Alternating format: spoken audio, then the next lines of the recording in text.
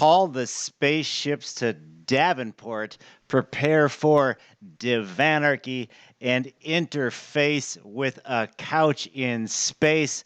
Great to be back after the 4th of July break. Dan of the Vein Collector, his very own self, first in the chat room. Beta Virus is here. It's already a party.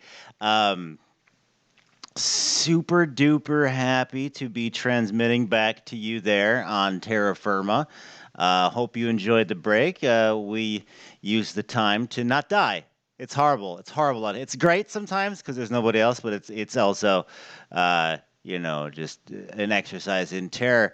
What is an exercise in wonderfulness, however, is today's sponsor, brand new for this episode. It's Tiger Squawk Records. You want to check out 2 from Amalgamated Cadaver. That is me and definitely doing noise.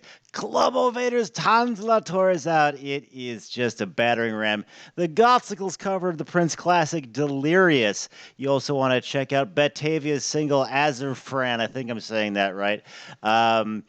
Tons of new stuff from Sega Lugosi, the Pixelized from Ghost Proxy. That is smooth and deadly. Varsity Gore from Italy. I have a new favorite. This one's so good. Eternal Merch Girl from the upcoming album. The single's wonderful. Elias Synesthesia, Gothsicles, Animal Addendum, 21 tracks. You also want to check out Batavia's new one, Mythos. It's out now. It's amazing. All that and more. TigerSquawkRecords.bandcamp.com. TigerSquawkDigital.com/TigerSquawkRecords. What is up to Grasp Logic and Aussie Rob 71?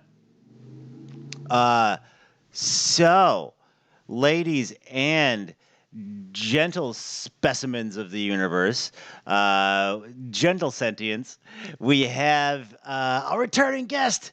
I'm really excited because we had such a great time last time, and because this guy is just like on warp 10 getting stuff done, so we need to get him right back in here to catch us up. Ladies and gentlemen, out of Chi-Town, Nick Jones, the Boundless. What's up, sir? Hey, how you doing? I am wonderful. Great to be transmitting to Earth again. Always happy to be spiritually, if you will, back in Chicago where you are. And great to talk to you because, goodness, you have not been stationary in these cosmos. You have been on a warp tour. Didn't quite work, but I think you know what I'm talking about. Let's start. Well, speaking of tours, let's start with songs from the Odyssey, care of Nick _Jones. So is that like a new? Is that a new band?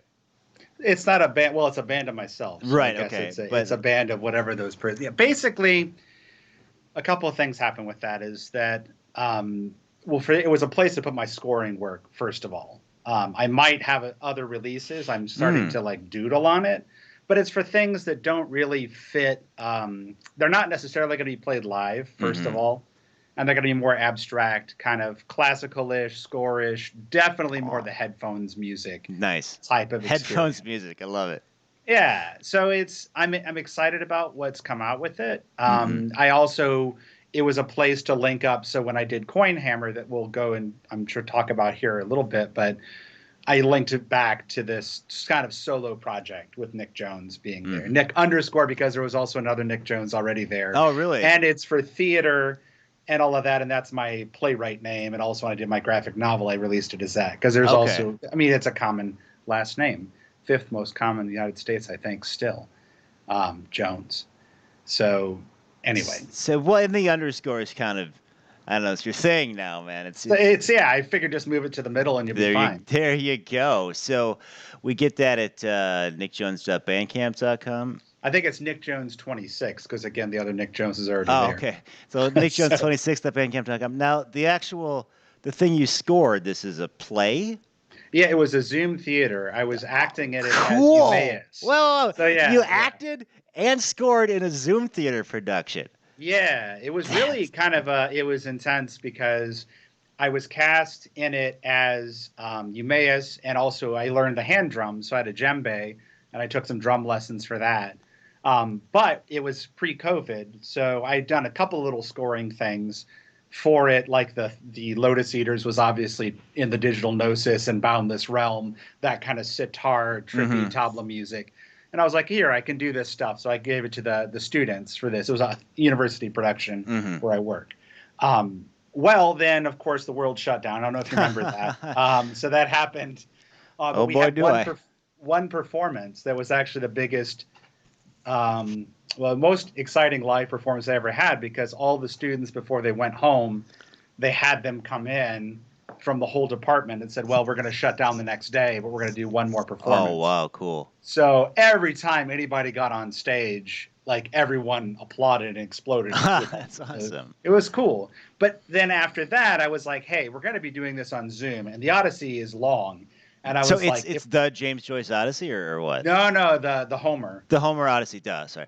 Yeah, But no, it's all right, man. It's uh, cool. but so Um, you're doing the whole thing on Zoom. they did the whole. It was a play adaptation. Mary Zimmerman from Chicago, the Looking Glass Theater, that's down in the water Hell tower. One of yeah. her biggest. It was one of her first plays that she adapted like that. She did what was her the Metamorphosis was her big play Mm. that she did here, and she's done a lot. She's a really I have a lot of respect for her as a theater artist.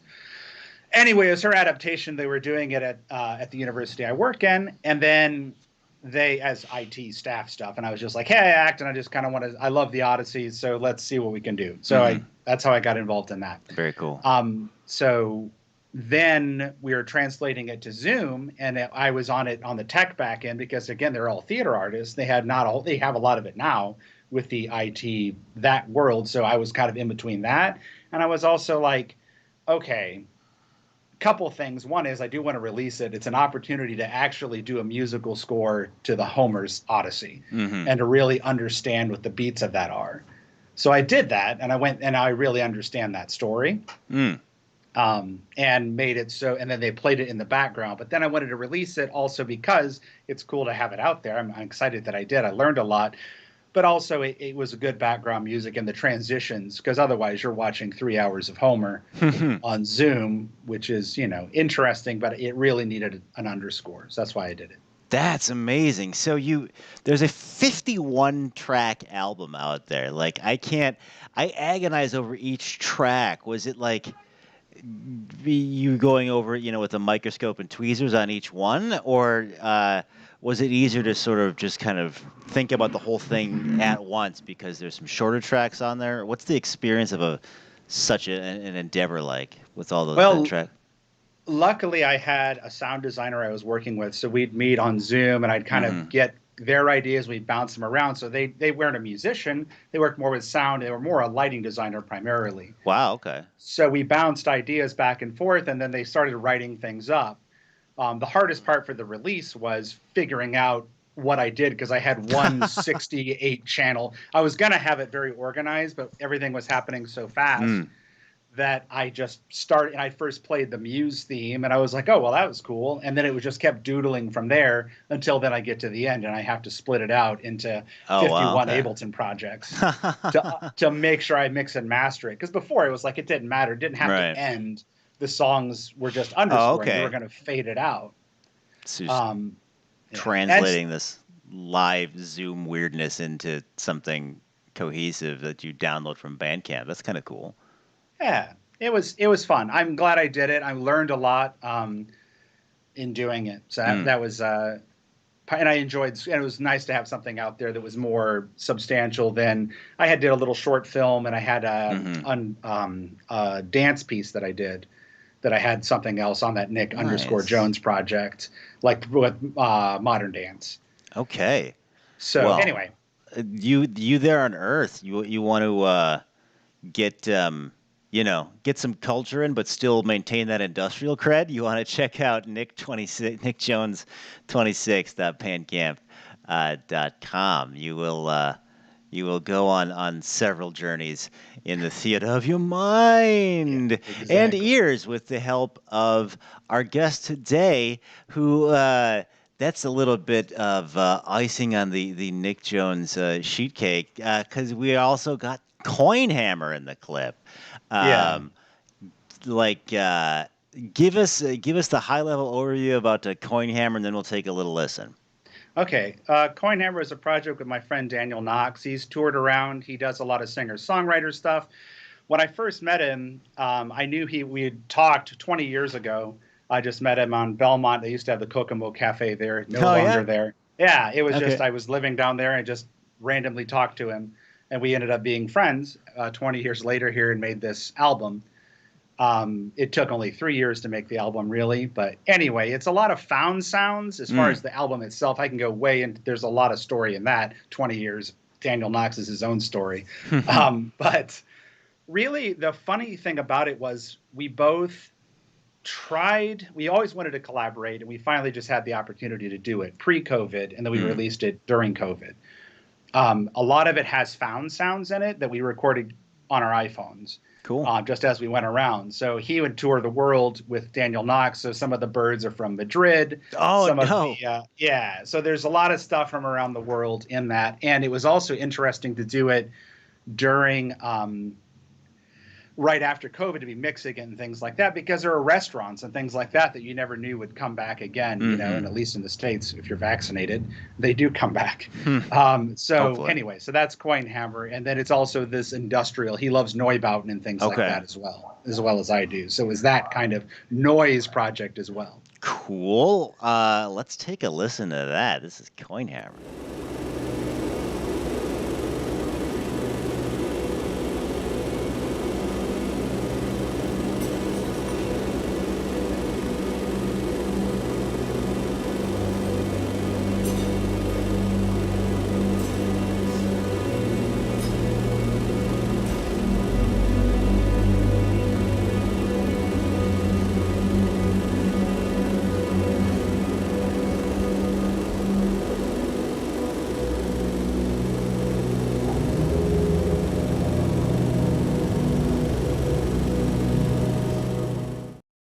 All right, that was cool. Very oh man, it's death montage, a bunch of robots building a virus or something. Man, it's so cool. Um, so you're collecting sounds with Daniel Knox just on iPhones for 3 years, sort of piecing together this album like it's Legos or what? Well, that was the first time we met up is I actually went to the university I work at, and they have a piano room, and we went into there and we basically turned a chair over and started hitting it and sampling things like that. Dropped it safely, if anybody from my university is watching, on the grand piano there. So there's like piano strings, the second track in memoriam. It has all of that. So yeah, it has a lot of those pieces. And the funny thing was, he would just line it in, like the track Escalator was literally him recording an escalator on Fullerton. It's just squeaking as it goes up. Hey. And I thought he was just going to give me a sample, but he was lining it in. So I started playing the strings live, and then we pieced together from there. And then he had a sample of somebody who was being kicked out of a bank lobby. That was the person at the end talking to him. So it wasn't Wow. a sample. It was really just someone talking to him. That's So. amazing. That's then that came out on your own Think Break. Yeah, that was Think Break / HP Johnson Presents. That's Daniel's Cool. label, his Okay. solo kind of Think Break Tiger Squawky thing. Okay, So, yeah. Yeah, For that's a split release. yeah, you run Think Break. Well, run. I'm part of three. Yeah. You are, yes. You're the part of the triad of Think Break Records, with whom we put out the wonderful Carpe Gestaltum / Louder split. That was a really wonderful cross label, cross artist, or whatever you want to call it, experience. And then I had a lot of fun looking like a badass in the various areas around my apartment for your video. So thanks. I loved it. Thanks for letting me do that. In space, of course. Of course. It just happens to look a lot like South Boston, where I landed. Yeah. For, I'm sure you got a holodeck on that. oh yeah, I should have gone with that. Fuck. Yeah. All right. That's why you're the king. We want to check out Coinhammer bandcamp.com. Kara Think Break. Where is your partner in the world? I know you're in He's in Chicago. Chicago as Oh, well. great. Yeah, yeah. And we actually started Coinhammer 2, which the sequel. We started that last weekend, 4th of July. We started the Oh, first one that's on Memorial exciting. Day, which is why we called it In Memoriam. But then we Mm. started the second one, and I'm cleaning out closets, which is, again, a good post-pandemic thing to do. And I found some tapes that I had from voiceover classes I took. So I have these weird scripts that I'm putting in there. Oh, It's just, wow. yeah.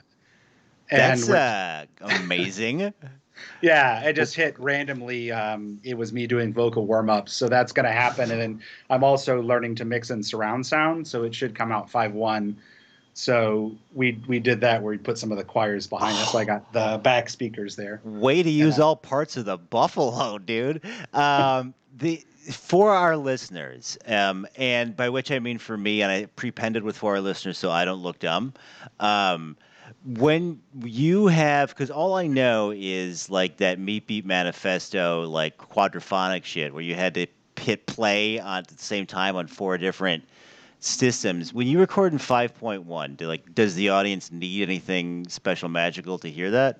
Well, we're going to do it probably to DVD at first. I'm Uh-huh. trying to get it figured out because I know that they just did spatial audio with Atmos on iTunes that you could do that. Cool. And DistroKid supports that. I think it's iTunes and Tidal.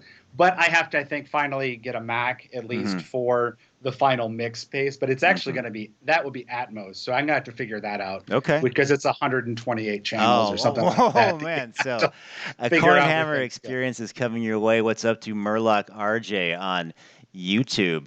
And what's up to Little Wing Art also on YouTube? This is, I'm going to call an audible. I mean, I mostly came on your stuff through Boundless and Digital Gnosis and the dance-oriented stuff. How did you find the experience of doing sort of this doomy, chaotic, not structuralist, but looser sort of stuff? It was enjoyable. I mean, really, just Daniel, it felt like a lot of times we tried to write. That's what I really learned from it. He said he did too. He released his what was it called? Won't You Take Me? Won't you? God, I should look it up. Won't They Take You? Anyway, the Daniel Knox album. Okay. Anyway, it's what the Scarecrow says. Yeah, anyway, whatever that is.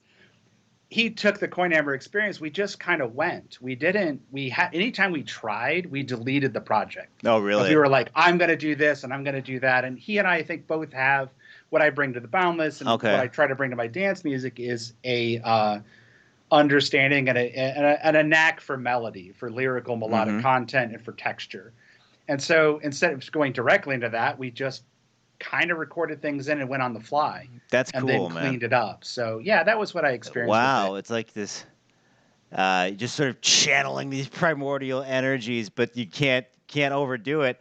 Want to give a shout out back to Murloc RJ, who was Ray's son. Ray, friend of the show, former space guest. We have generations in space here. Oh, dude, it's Space Couch Generations. We got there. We got to Space Couch the next generation. Fantastic. Happy that we are breaking bounds with the boundless. Speaking of melodic content, it doesn't get more than that than New England's own Mary Catman, who you just did a killer remix and video for. We're going to take a listen to very early guest of the show, Mary Catman. Now, I think they finally got married to Thomas here. This is the. Why don't you help me set up the clip here, Nick? It's is this officially a Boundless remix? It's a Boundless remix, but a Mary Catman song. I kind of looked at what Morris Black did for doing the remix of it, with pushing it out there. Okay. Where if you look at the listing, it will point to her first, but my remix of what she did. Dope. All right, here you go.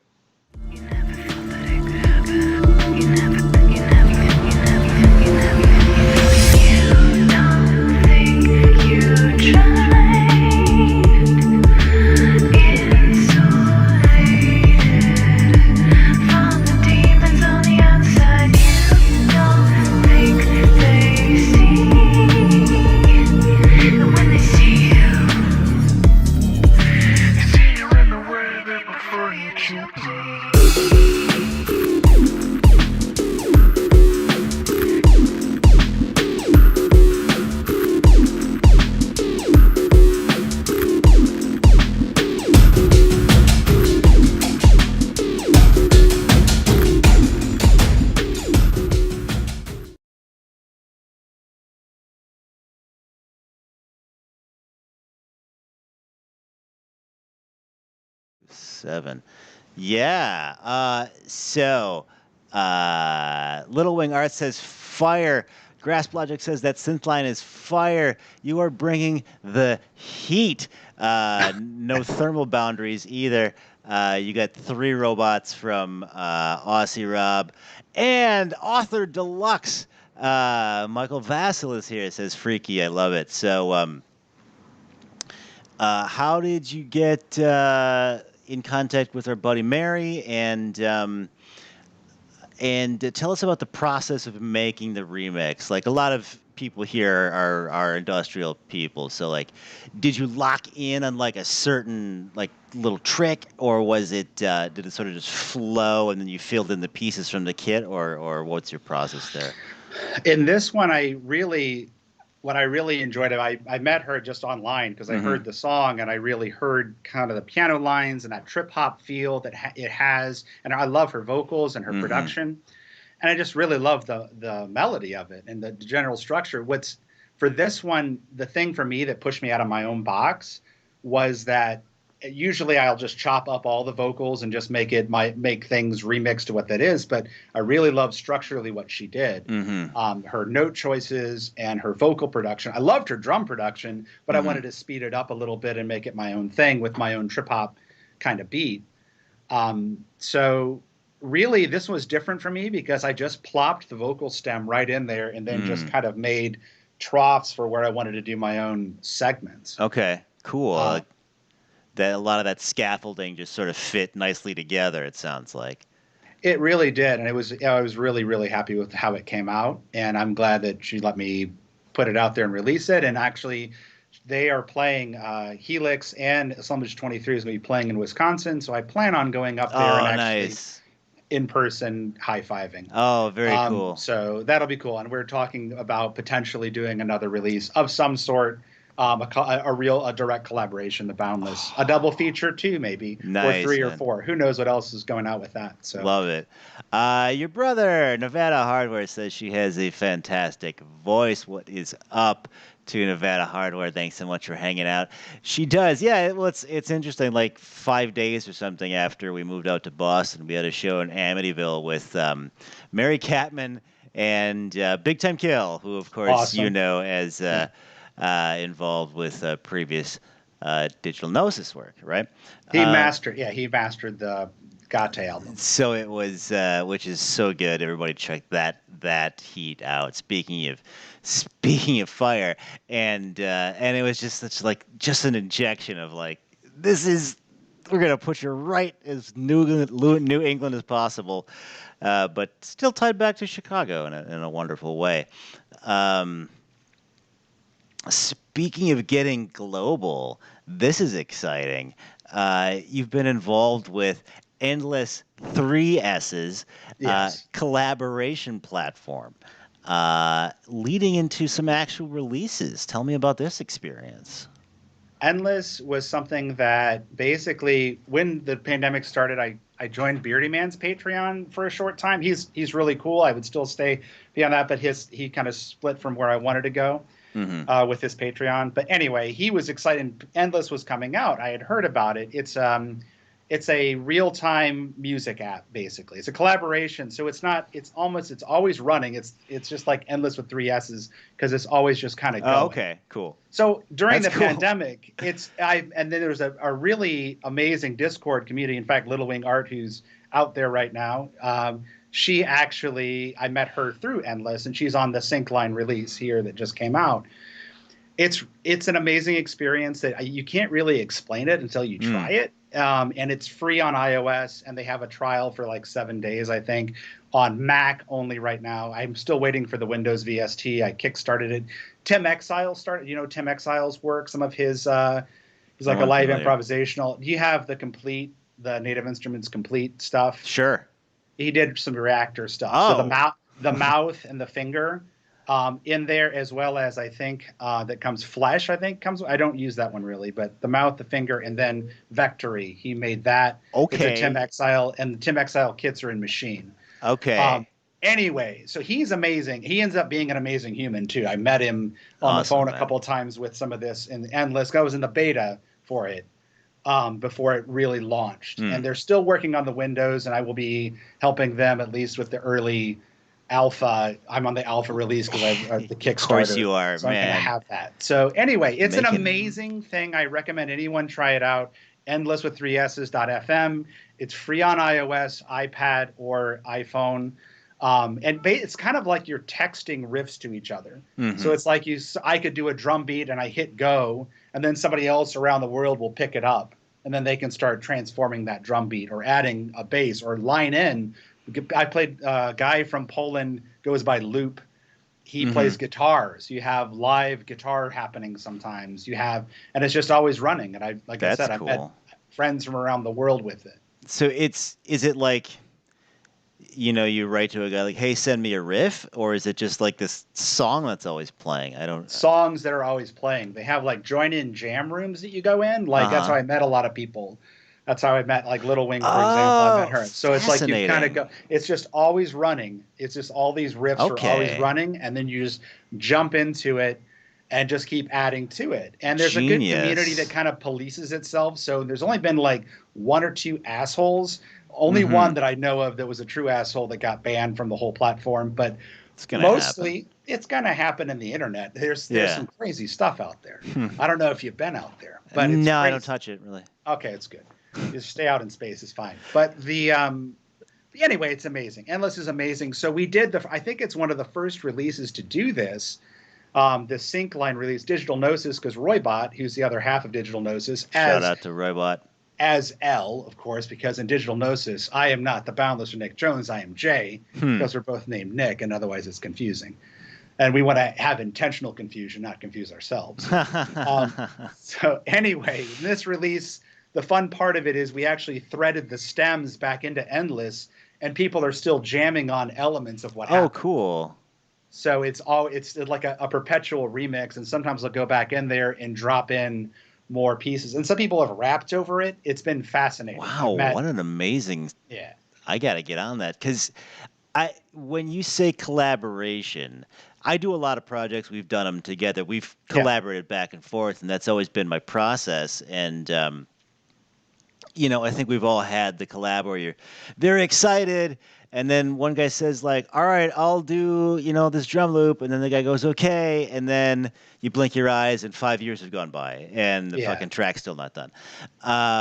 But what an interesting solution to just have it always going, so yeah. that's never not in motion and doesn't stagnate in a directory you forgot about. Like that's. Right. And you create your own jams and you can make them private. So it's not always the whole world can come into your jam. hmm It's like a link in your kind of zone. And the Studio HD does come out as WAV files so that you can have a really good quality product. But again, it's in August. The Windows comes out, hmm and right now it's Mac only or iOS only, unfortunately. But it's an amazing experience that until you really try it, I'd look up Tim Exile, some of his work. Also, I think you dig it because he just kind of improvises off of just a beatbox or play a little synth and then have that loop and then go to other little elements. So he's been working for many years. hmm He translated his flow machine, is what he called it, into an application. And another goal is to have music have a lower the point of entry, kind of like Oh, Instagram did for nice. photography. Oh, that's So wonderful. it's all quantized. You can turn it off if you want or Oh, play really? Okay. instruments in. But so yeah, it sounds good. And in fact, I'm in something called Track Club too, which is people taking Endless and then making tracks out of it. And they have a release coming out, and I helped a little bit with that just to give advice on how to get a release out there. But it's 25 tracks I think came in for that. So it's 25 musicians from around the world and more who actually seeded it. I think there's 40 Wow. people in that then have this release. It's gonna be pretty cool. Like there's gonna be nothing. It's gonna be a new thing that's not Well, really happened. So speaking of product, the on Endless Tracks now is some of your stuff. yeah, so they had a contest basically where, and I released Midnight Oil, I called it, and Hmm. actually Syncline, the Digital Gnosis one that we did release, didn't win the contest or get in the contest for their actual release. But yeah, it was interesting being released by a different label. I had never had that happen, so they're a good label. They Cool, know what man. they're doing. So and they really do have the artists in mind. I found that through the year and a half I've been involved with Endless, they really care about the artists and input from the community, and it's Okay. been a great experience. Well, check that out at endlesstracks.bandcamp.com. It's three S's, I think two X's. I should have written it There down. are, But yes. look up Endless Tracks Digital Gnosis. You know how to use the internet. You'll find it. It's awesome. Um, Well, that's the Boundless. The Endless Tracks Digital Gnosis was actually Syncline. I did a mistake just now. Let's clear that up. Boundless out now on the Endless Tracks label.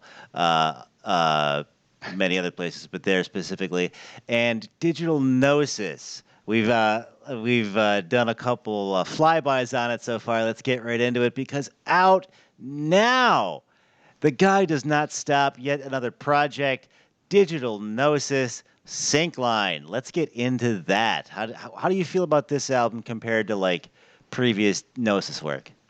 I think as far as Gnosis work, it kind of did what we were trying to do with Gate, because Aten was a long journey. Mm-hmm. It took 3, I think, years or Oh, more really? to make that, because it was all based on the hero's journey and all that kind of stuff. And we were learning how to make music, and it was just a long process. And Gate was like, we then had a performance that people actually responded to our music live, and so we were trying to Then move that that was space, here that in Gate.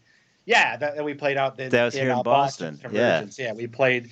There was another show before that, like in 2017. Mm-hmm. We played my 40th birthday. I had a liminal right in February 2017, and that's when we then had Gate happen, which was more Gnosis taken to kind of a little bit more dancey element. Mm-hmm. We tried to do that. I think that Line Sync, the second track, the first track we wrote in a week, Sync Line, that was part of this remix contest. The same Mm-hmm. stems, 5 different people jammed for like 4 hours, and you took pieces from it. But then Line Sync, as we then had permission from these 5 people, After 8, Firefly, she's in Santa Cruz, Little Wing, who is between realities as a Second Life being, she hasn't said where she's really from, and then also myself and Roybot. So all 5 of us got together, jammed over about a month of just, kind of putting little pieces, and then we exported that. And I had one concurrent jam that we had all 5 of us together making one song, and then Nick and Roybot and I stripped it and made Line Sync out of that, which it was a 26-minute track that we made into a 9-minute track. Okay. But I really think that it was what, in my opinion, I don't know, Gnosis just does whatever it does, but in my opinion, it's kind of what Gate was going for.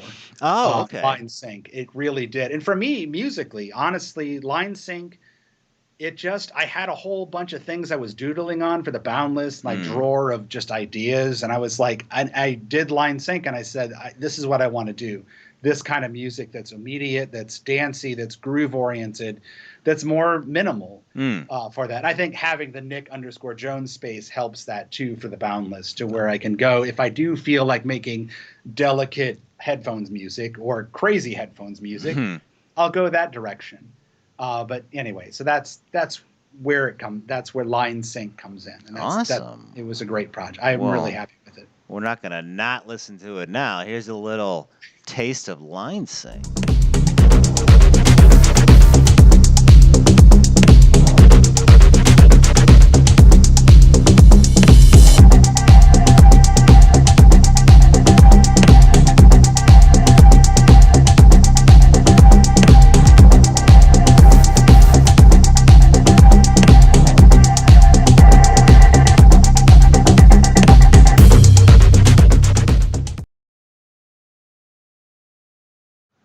Okay, so that was Line Sync. Check that out at digitalgnosis.bandcamp.com.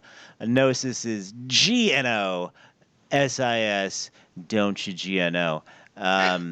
So we have carrying the torch the rest of the way up the mountain from the awesome Gate album. We have Line Sync, specifically off the Sync Line EP, if that's the right word to use. Digital Gnosis. Get that all. So let's get away from the digital world for just a semisecond into meat space, you're working with a MIDI glove? Oh, yes, I am. That's right. I forgot it. Yeah. That's Memu. It's the Memu gloves. It's Imogen Heap. I don't know if you're familiar with her Sure. work. She developed them. She uses them. There's not this one's dying, but Okay. so this I'm burying from. I'm burying. I'm buying. I'm borrowing from a guy who's a stone cutter who wanted to use them for virtual reality for that. But Wow. he's working with Jade and some other things, so he didn't have time. So he let me borrow them. So they're incredible because what it does is it's not just a MIDI controller. It Hmm. actually uses MIDI and then OSC, which I don't know if you do OSC stuff. No. Which OSC base, it's pretty amazing. I got way more into it because of what the application that this uses called Glover. Okay. What Glover does is it's kind of a translator. So like if you have, let's say, have you ever used Touch OSC on your iPhone? Sure. Yeah, so it's like that. Can send a MIDI message or an OSC message. Well, you can have a button on Touch OSC do multiple things as your set goes. So you can have it Wow. go and then have it change scenes and then have that same button do something else. You don't have to like fiddle around Okay. with that. So anyway, I got involved with them because I just randomly I saw the Imogen thing and it looked amazing, and I was like, I love technology stuff that can be used in interesting ways. And so I emailed the company and I said, hey, it was like a year or 2 years Hmm. ago, and Oh wow. I said, hey, is there a beta for this? Is there anything I can do? And then the year later, they got back to me and said, here's a beta. And I said, oh, okay, I didn't expect that. But That's awesome. Just some so I got CIA glove thing shows up at your yeah, well, doorstep. not the glove. It was for the application, and Okay. then Gliss, which is their answer to Touch OSC, which is a great app. Unfortunately, again, it's iOS only, but it's, I guess, architecturally for music stuff, it's easier to do for iPhone than it is for Android for all the different versions of that Hmm. because it's one application. Anyway, that's what I got involved with testing and helping out a little bit with that, and then I finally did save up for the gloves. They are not inexpensive gloves, but they're amazing, and I'm starting to integrate them into what I do. I hope to in the next gig use them to actually run the set because you can wrist flick, for example. It does X, Y. Oh. So I do things in scenes. So as I go through, I can just flip my wrist and then it'll go to the next element, or I can like do one finger down and then it'll just go to the drums, for example. But I could do it at the speed of body That's movement in the air, cool. It's faster than crossfading. it's not just like, X is cut off, Y is resonance sort of thing. There's Right. actual There's sensors in the fingers, like uh-huh. it's like NASA designed stuff. There's someone who used to work for NASA, helped design them. Of course. You can flex the fingers and have it like play the strings in the air. You can What? have it do the Oh, directions. It's incredible. I'm the still future is scratching the now. surface. Yeah, it really is just the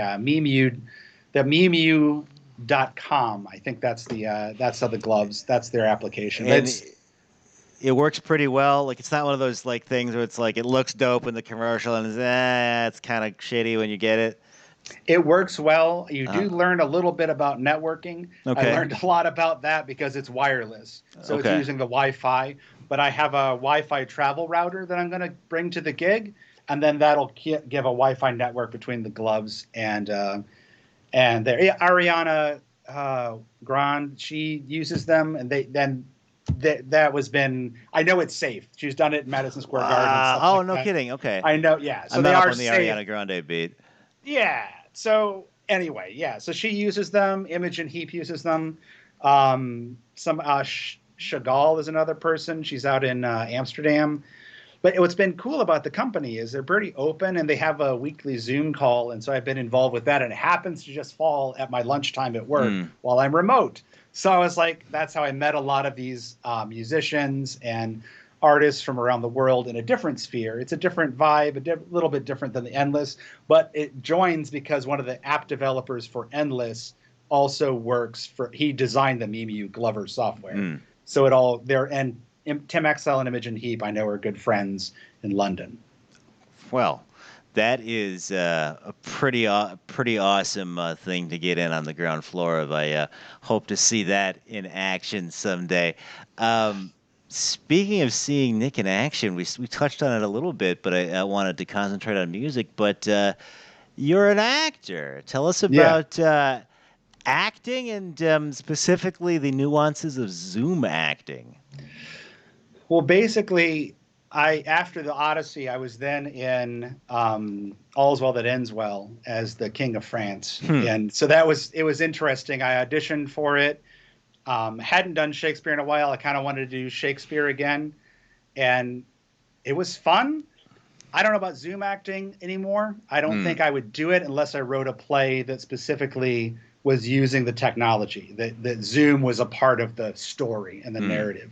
Because as much fun as it is, some of these people I acted with, the first time it was a translation. The second time it was very strange because Hmm. there are these people you've never met in your entire life. And students, again, it was at the university. All these students I had never met, and you're trying to connect and Hmm. get to know them as this other character. And a lot Hmm. of, I think, I've learned through Zoom acting versus being in the actual room. A lot of times you kind of get a sense of who people are, obviously being in the room, but not just in the rehearsal and the scenes, but in the in between scenes. You know, when Hmm. they're eating potato chips or Hmm. that's how you can really Okay. get a sense of where these actors are, their choices, or whatever is going. Anyway, we got there. It was Right. a challenge. It's It's sort also a challenge because it's like I'm condemning someone from my bedroom. It's I of set up a green screen in right. there, and I'm like, I told the director at one point, I said, I could yell louder, but I have my landlord lives right Right. above. Yes. I. I'm like, I can't yell any louder, and I'm in a public space, not public, but yeah, Right. Like I by the power invested in me by the PlayStation 4 in the corner over there, I sentence you to exactly, exactly. well, Nevada Hardware says Zoom Theater was legit cool. I'm not sure how it worked, but it was still cool. Um and yes, Ryan Bates says the bring up the power glove with this tech. Maybe. Yeah. Um I want to get to this. Speaking of Homer's Odyssey, to what characters or monsters from classic Greek mythology would the boundless and/or digital gnosis most relate? That's that's a big question. I was thinking about this one a lot. It was Hmm. very yeah. It was raining and overcast today, so it was nice to think about Okay. as Cool. I'm walking in the rain.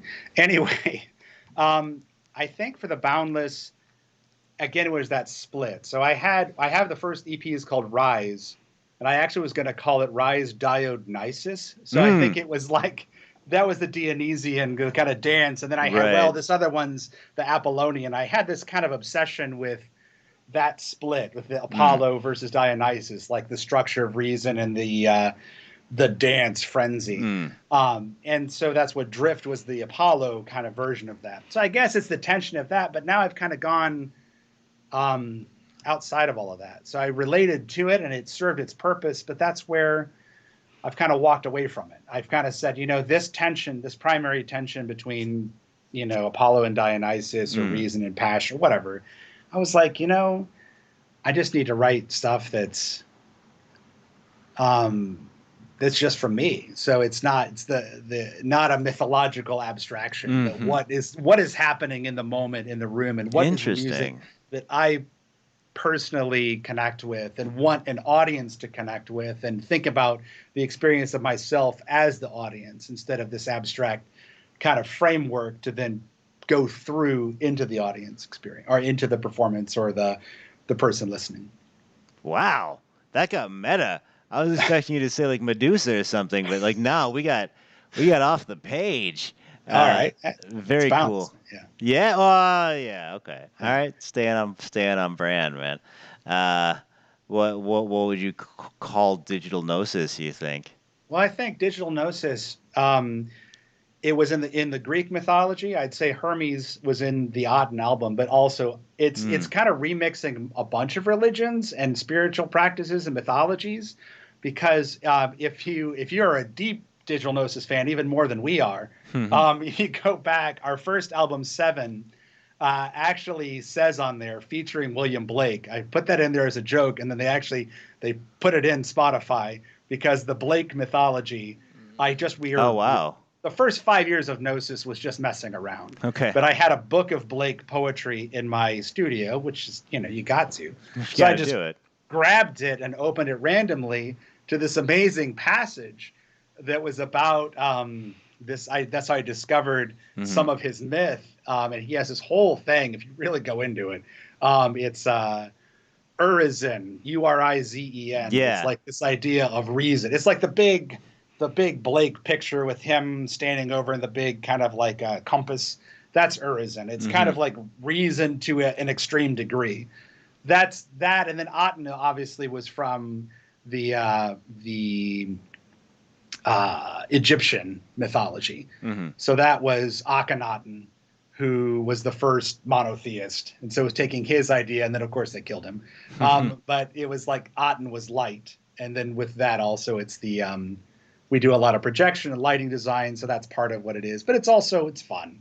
It's not, we're not sacrificing to Urizen or anything. Well, not yet. Not unless he compels us to. All right. So, getting cosmic and on brand with the digital Gnosis as well. So you, Nevada Harbor says, what was that weird grain drink you and Roybot drank? That was a Kaikion. That was actually, we took a week of Gnosis. Yeah, it's basically because of the Eleusinian mysteries. I don't know if you're familiar. Like they used to go, and at the very end of it, they would drink this drink, and it was basically the easier answer is without having to pull in the Eleusinian mysteries. It's a barley wine with honey. It's like mint and honey. It's nice. It's a refreshing summer drink, but it's called a Kaikion. There were other potential hallucinogens, not in ours, but in the one that they had during the Eleusinian mysteries. Well, all right. That's speaking of mysteries, there's a little kernel of a journey for you at home. Check all that out. Speaking of potential future avenues, you've alluded to a secret but giant thing from your own Think Break Records. Is that something you want to elucidate on? I wouldn't say it's not necessarily giant, but it could be. Who knows? I mean, it's basically, if you go to the Think Break Records, the releases page, you'll go all the way to the bottom, and you'll notice that Think Break 0001 has not been released, and we are finally going to release that cornerstone. And so it's a compilation of the artists that have played live under Think Break from the pre-pandemic times. So it's Nevada Hardware, Roybot, The Boundless, and Digital Gnosis. Each of us have 2 tracks. Gnosis has 1 track, but you've heard a Gnosis song.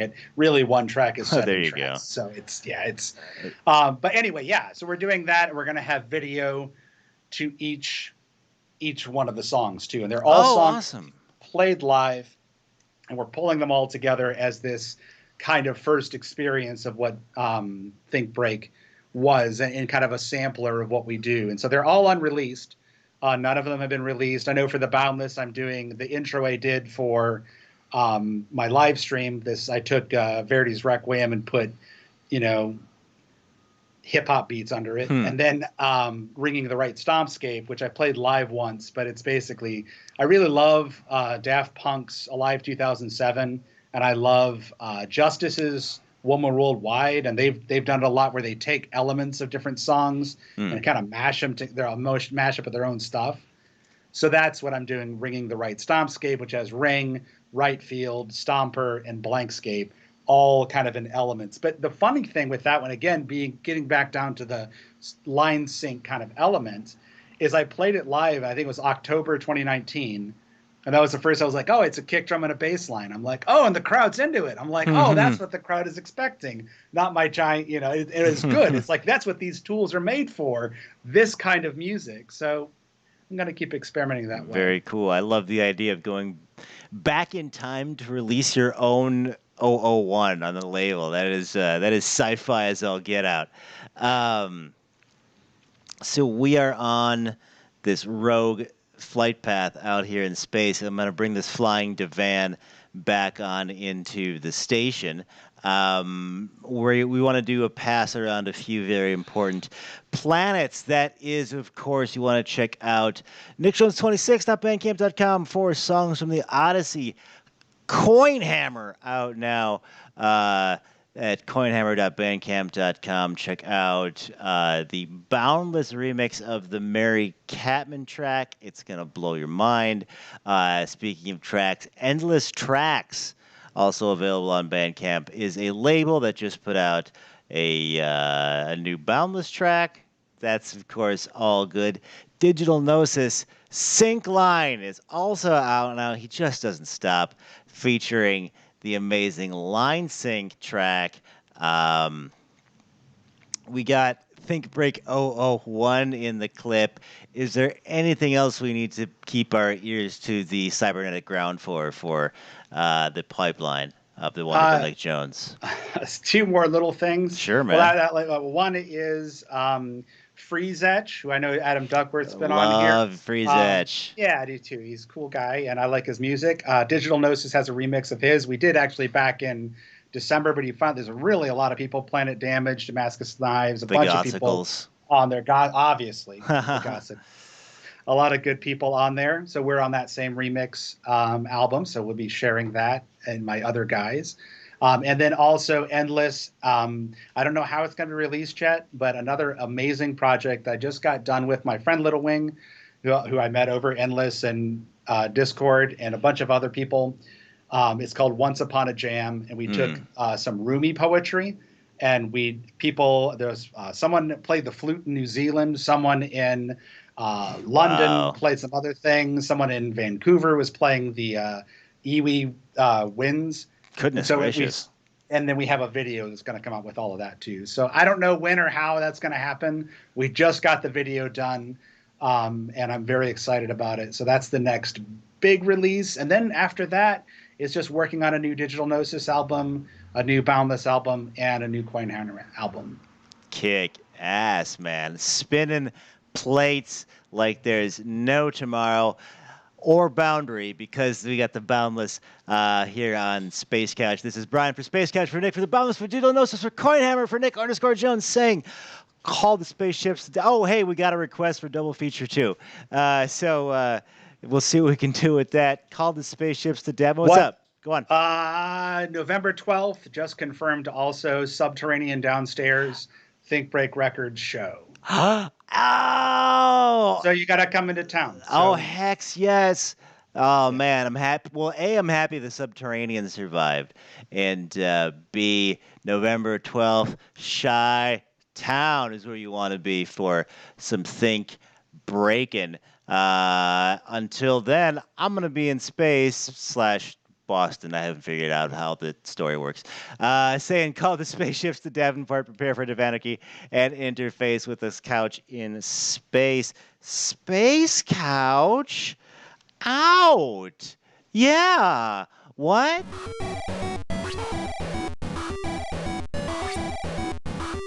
That was fun. Yeah.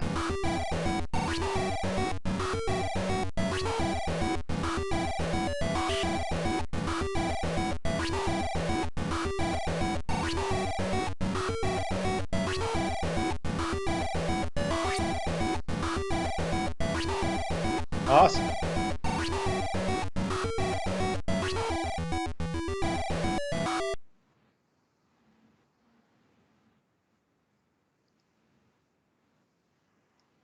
Oh, yeah.